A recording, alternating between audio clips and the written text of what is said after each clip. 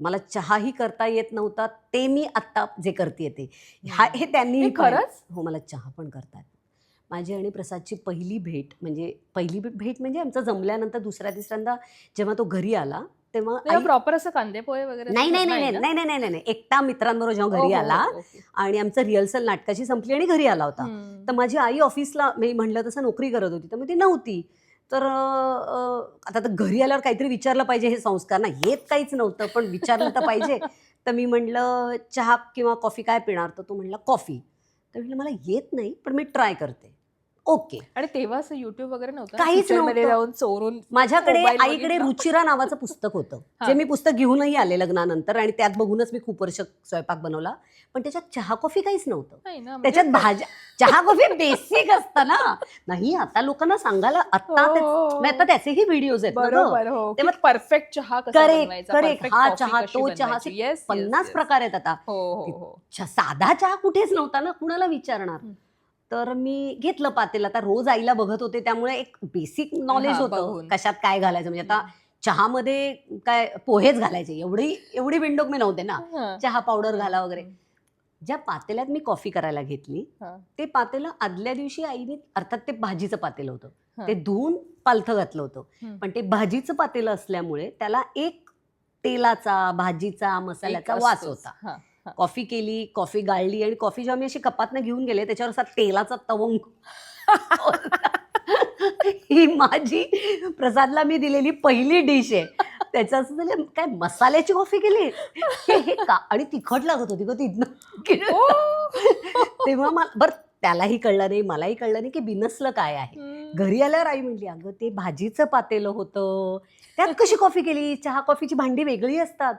"ओ अच्छा, त्याची भांडी वेगळी असतात." या लेव्हलला होते गं मी. त्यामुळे तिथपासून आत्तापर्यंत जे काही चालू आहे, हं. बॅक टू द पॉइंट, की त्यामुळे त्यांचं आणि माझं इक्वेशन हळू बदलत गेलं डेफिनेटली. हं, हं, हं. आणि ते नंतर जेव्हा हळू-हळू बदलत गेलं, त्यातली कुठली गोष्ट सासूबाईंच्या वागण्यातली किंवा त्यांच्यातल्या झालेल्या बदलातली तुला एक सून म्हणून आवडली?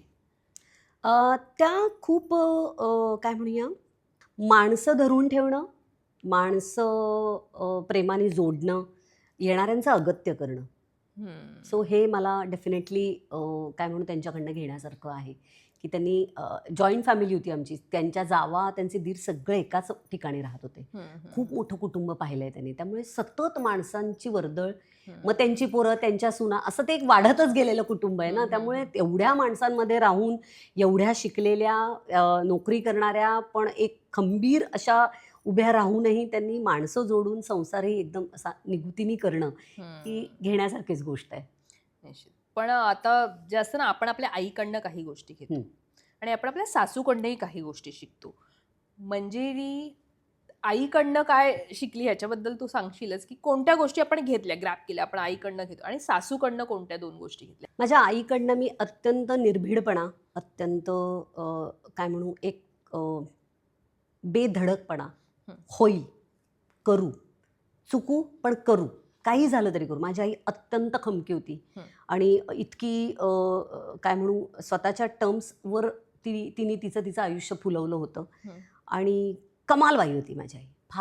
फारच धमाल होती. माणसांचा गोतावळा, प्रेम आणि सगळंच तिने ते फार सांभाळलं होतं.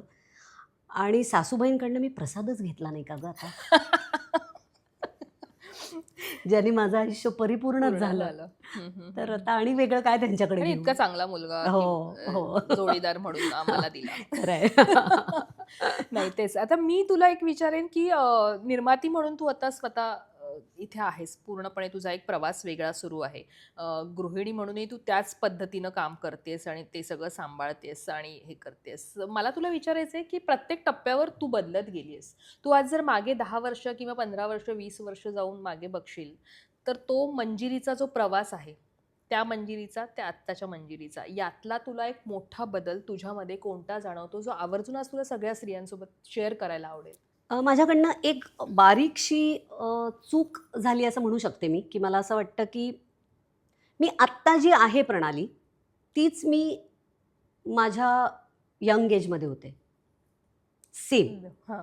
पण मधला जो एक काळ येतो ना आपल्या आयुष्यात, प्रत्येक बाईच्या ना वेगवेगळ्या टप्प्यावर वेगवेगळे स्वभाव होतात. तू हं. लक्षात तुझ्या आलं असेल तर हो, हो. लग्न झाल्या झाल्या एक होतं, लग्नाला काही बरं. वर्षांनी होतं, पोरं थोडीशी मोठी झाल्यावर होतं. वेगवेगळ्या काळात स्वभाव बदलत जातात बायकांचे. तो एक जो मधला काळ होता ना, तो खूपच असा काय म्हणूया, मनाला लावून घेणारा किंवा दुःख वाटणारा, कुणीही काही बोललं तरी लागणारं, एक शोषिक होऊन गेला, कुणी काही बोलतंय आणि ऐकून घेतीये, असा माझा एक मधला काळ गेला. आणि जो मला असं वाटतं तो त्याच्यावर काम जर मी केलं असेल कुणाच्या मदतीने तर ते प्रसादच्या मदतीने केलं मी. मला कळतच नव्हतं ते हँडल कारण ही मी नाही आहे आणि मी अशी का होतीये? मला का असं वाईट वाटतंय? मला का मनावर येत म्हणजे कुणीही काही बोललं तरी का मला फरक पडतोय? असं म्हणजे मला रस्त्यातनं कोळी जिच्याकडनं मी मासे घेते, ती जर मला काही एकदा बोलली तर मी ओक्साबोक्शी 2 दिवस रडत होते प्रणाली. आ? हां. सो हळू-हळू मला आता कळतंय, की तुमच्या त्या काळातल्या इमोशनल अप्स अँड डाउन्समध्ये तुमच्या बरोबर कोणीतरी असणं अत्यंत गरजेचं आहे. बरोबर. तर मला असं वाटतं त्यावेळेला प्रसाद होता, म्हणून मी त्याला फाईट करू शकले कदाचित. आणि परत मी जी आत्ता आली ती पहिली जी होती ती आली. नाहीतर मला अवघड गेलं असतं. नाहीतर मग यातनंच डिप्रेशन येतं, यातनंच एकटेपणा येतो, यातनंच आपलं कोणीच नाही. संसार एके संसार, मरगळ येते, काही करावंसं वाटत नाही. बरोबर. त्यामुळे जोडीदाराची साथ खूपच गरजेची आहे. मग ती बाईसाठी पुरुषाची किंवा पुरुषासाठी बाईची गरजेची आहे. कम्युनिकेशन. तुला काय होतंय कम्युनिकेट करा आणि त्या बाईचं प्लीज ऐकून घ्या घरातल्या. तिचं म्हणणं ऐकून घ्या. तो प्रॉब्लेम रोजचा असेल. तुझं ना रोजचं झालंय. हो रोजचा असेल. पण रोज ती स्वयंपाक पण करते ना, रोज ती बरोबर. मुलांना पण वाढतीये ना, रोज ती सासूचं पण करते ना. मग रोज ते जर करते तर रोज हे पण ती करते तर काहीतरी तर कुठेतरी आत तिच्या काहीतरी गडबड होत असेल ना. तर बरोबर. ती समजून घेतली पाहिजे. जो माझा मधला काळ फार टफ गेला. पण नाऊ आय एम ओके. आणि मला असं वाटतं तो फरक हा आहे, की 10 वर्षांपूर्वीची जी मी आहे ती मला असं वाटतं मी आता परत स्वतःला सापडली आहे. सापडली. बरं, मला आता तू जस्ट जोडीदार म्हणून हा शब्द काढलास, की आता मुलालाही त्याची पार्टनर मिळाली. सो तू आणि प्रसादने ना जोडीदार म्हणून एक केलेला प्रवास आहे, जो तुमच्या सांगण्यातनं बऱ्याचदा आमच्या समोर आलेला आहे, की याच्यामुळे आम्ही एकमेकांच्या सोबत इतकं स्ट्रॉंगली राहिलो, हे आता आम्ही आयुष्य जगतोय, हे इतकं आम्ही छान पद्धतीने सगळं सावरलंय, करतोय, कारण खूप संघर्षातनं तुम्ही आलेला आहात, जसं तू म्हणालीस तसं. सो आत्ता आपला मुलगा लग्न करतोय, ते एक असतं ना आई-वडिलांच्या डोक्यात, की तू कसं वागलं पाहिजे? तू किंवा ते आपण त्याला सांगत नाही, कारण ती सांगणं म्हटल्यावर मुलांना असं हां, आता काय आता आमचं हे वेगळं आहे, तुमचं वेगळं आहे. पण ते आपण असतं ना, की आई-वडील म्हणून ते एक आपल्याला वाटतं, की या दोघांनी यांच्या लाईफमध्ये ही गोष्ट बॅलन्स ठेवावी. अ, घ्यावं काय तर माझ्या आणि प्रसाद मधलं रिलेशन त्यांनी जे समोर पाहिले ते त्यांनी ऑटोमॅटिक घेतलंय. मला वेगळं त्यांना संस्कार कशाला म्हणतो ना आपण. मुलं आईवडिलांना बघत पुढे त्यांच्यासाठी पहिला गुरु हा घरातले आईवडील असतात. ते जसं वागतील, ते जे एक्झाम्पल सेट करतील तेच पोरं करणार आहेत. त्यामुळे ऑटोमॅटिकली जसं तो म्हटला, की तुम्ही कसं स्ट्रगल केलात ना, तुम्ही कसं लवकर लग्न करून सेटल, तसंच मला पण करायचं. ते हे काय आम्ही त्याला सांगायला नाही गेलो. बरोबर. हे त्यांनी घेतलं. तसंच त्याला जे दिसतंय, की काय केलं पाहिजे, काय असलं पाहिजे. पण तू म्हणतेस असं, की आपण सांगायला नाही जात, पण मी सांगते. मी माझ्या मोठ्या मुलाला सांगितलंय, काहीही झालं, तरी तिला आमच्यासमोर ओरडायचं नाही. तिचा खूप अपमान हा महत्त्वाचं आहे. आमच्यासमोर करायचा नाही. आणि दुसरी गोष्ट मुळात आत्ताची वाईस वर्सा जनरेशन पण असलं हो, पाहिजे, हो, वाईस वाईस वर्सा. वर्सा. आणि आत्ताची जनरेशन अशी आहे, की खरं तर त्यांना हे कळतं. त्यांना हे नाही कळत असं नाहीये. पोरंही आता समजूतदार आहेत. बरोबर. पण म्हणलं तू काय म्हणू हे हे आमचं ठरलंय असं पण असता कामा नये. बरोबर. घरात मोठी लोकं आहेत, घरातल्या मोठ्या लोकांना तिचे आई-वडील असतील, आम्ही असू. म्हणजे त्याच्यात इन्व्हॉल्व करून घेतलं पाहिजे. भले Yes. निर्णय तुम्ही घ्या. ठीक. चांगल्या वाईटाची जबाबदारी तुमची असेल. त्याच्यात आम्ही इंटरफेअर नाही करणार, नाही की असं करा आणि असं करू नका. असं नाही सांगणार, पण ते आम्हाला माहिती असलं पाहिजे. हे हम्म. डेफिनेटली मी सांगते. सो आम्हाला सांगू नका वगैरे हे शब्द माझ्या मी ऐकूनच घेणार नाही. लग्न करताय ठीक आहे, पण हे बेसिक गोष्टी आहेत ज्या घरातल्या लक्ष्मीचा रिस्पेक्ट हा झालाच झालाच. पाहिजे. घरातल्या बाईचं म्हणणं ऐकून घेतलंच पाहिजे. त्या दोघांमधलं बॉन्डिंग टिकून राहण्याचं कुणाच्या हातात आहे तर बिचाऱ्या नवऱ्याच्या हातात आहे. त्याला बरोबर. काही पर्याय नाही. म्हणजे आपण म्हणतो त्याचं सँडविच होतं, हो बरोबर आहे, पण दुसरा ऑप्शनच नाहीये. हे छान ठेवायचं असेल तर त्याला मधला जो दुवा आहे तो असाच हँडल करावा लागेल, की हिच्यासमोर ह्यांना आणि ह्यांच्यासमोर हिला शक्यतो नाहीच काही बोलायचं. बरोबर. तुझ्या मुलामध्ये प्रसादचे कोणते गुण आलेत? आणि तेच त्याला नवरा म्हणून त्याच्या बायको बरोबर वावरताना ते फायद्याचे ठरते, तुला काय वाटतं? तू एक ऑब्झर्वेशन मला सांगशील? धाडसी आहे खूप. प्रसाद मला खूप सरप्राईजेस देत असतो, तसा तो अजिबात देत नाही. त्यामुळे हे मला वाईट वाटतं. आणि काय गुण आलेत तर मला असं वाटतं की लहान वयाच्या मनाने खूप समज आहे त्याला. त्याच्या वयाच्या मनाने प्रसादच्या ज्या वयात त्याच्या अंगावर जबाबदाऱ्या पडल्या होत्या त्या मनाने त्याला जेवढा समजूतदारपणा हवा होता तेवढा डेफिनेटली त्याच्यात होता. त्याला तरी कुठे काय माहित होतं संसार वगैरे. पण त्या काळात मुंबईत येऊन त्यांनी ज्या पद्धतीने धाडसाने ते सगळं केलं त्याच पद्धतीने आज सार्थक तिकडे करतोय.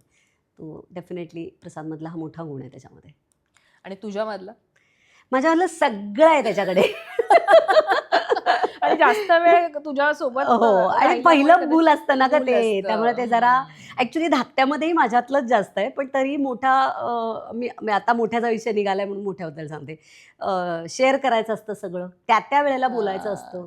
आत्ता मला बोलायचं आहे. हां. सो सांगायचं असतं सगळं. खूप डिस्कशन्स खूप करायचे असतात सगळ्यावर. मग पॉलिटिक्स असेल आणि क्रिकेट असेल आणि पिक्चर्स खूप बोलायचं असतं.